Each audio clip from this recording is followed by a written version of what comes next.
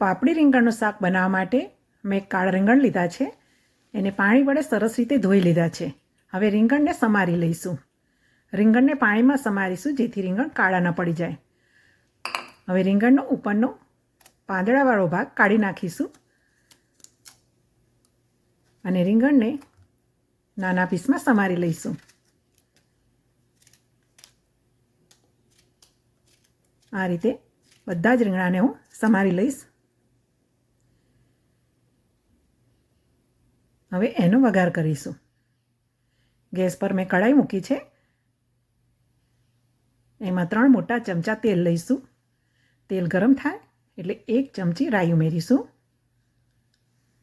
રાઈ સરસ ફ્રાય થઈ જાય એટલે 1 ચમચી જીરું ઉમેરીએ. જીરું પણ સરસ સંતળાઈ ગયું છે. એમાં વાટેલા લસણ અને આદું ઉમેરી લઈએ અને આદું લસણને સરસ રીતે સાંતળી લઈએ. ચપટી હિંગ ઉમેરી લઈએ. હવે એમાં ઝીણા સમારેલા મરચાં ઉમેરી લઈએ. આપણા ટેસ્ટ અનુસાર વધારે કે ઓછા મરચાં ઉમેરી શકીએ છીએ. મરચાંને પણ સરસ સાંતળી લેવાના છે. આદું લસણ મરચાં સંતળાઈ જાય પછી ટામેટાં ઉમેરીશું અને ટામેટાં સરસ રીતે વઘારમાં મિક્સ થઈ જાય પછી એમાં આપણે મસાલા કરીએ. 1 ચમચી હળદર ઉમેરીશું, 1 ચમચી ધાણા જીરું પાવડર ઉમેરીશું, 5 ચમચી લાલ મરચું પાવડર ઉમેરીશું, સ્વાદ અનુસાર મીઠું ઉમેરીશું. મસાલાને હલાવીને મિક્સ કરીશું અને મસાલા બળી ન જાય એના માટે એમાં થોડું પાણી ઉમેરીશું અને હવે ઢાંકીને ટામેટાં મસાલા સાથે સરસ રીતે ચડવા દઈશું. હવે થોડી જ વારમાં ટામેટાં સરસ રીતે ચડી જશે અને મસાલા પણ સરસ ચડી ગયા છે. જુઓ તેલ પણ છૂટું પડતું દેખાઈ રહ્યું છે એટલે હવે એમાં તુવેર લીલવા ઉમેરી દઈશું. હવે લીલવાને પણ સરસ રીતે હલાવીને મિક્સ કરી લઈશું. એમાં 1 ગ્લાસ જેટલું પાણી ઉમેરીએ અને હવે ઢાંકીને તુવેર લીલવાને સરસ ચડવા દઈએ. ગેસની ફ્લેમ મીડિયમ રાખીશું. વચ્ચે વચ્ચે ચેક કરતા રહીશું અને હલાવતા રહીશું.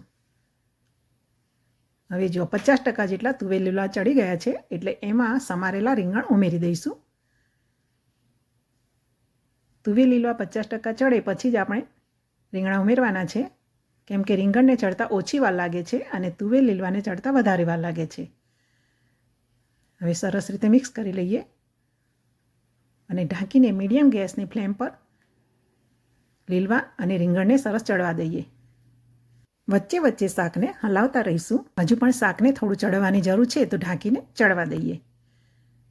હવે થોડીવાર પછી ખોલીને જોઈ લઈશું તો જો સરસ શાક આપણું ચડીને તૈયાર થઈ ગયું છે. હવે ગેસની ફ્લેમ બંધ કરીશું અને શાકને સર્વિંગ બાઉલમાં સર્વ કરીએ. તુવેર લીલવા અને રીંગણનું શાક બાજરીના રોટલા સાથે ખાવાની તો ખૂબ જ મજા આવે છે. રોટલી ભાખરી સાથે પણ આ શાક ખાઈ શકીએ છીએ. વિડીયોને લાઇક કરશો, ચેનલને સબસ્ક્રાઈબ ન કરી હોય તો સબસ્ક્રાઈબ કરશો. જય શ્રી કૃષ્ણ, જય માતાજી.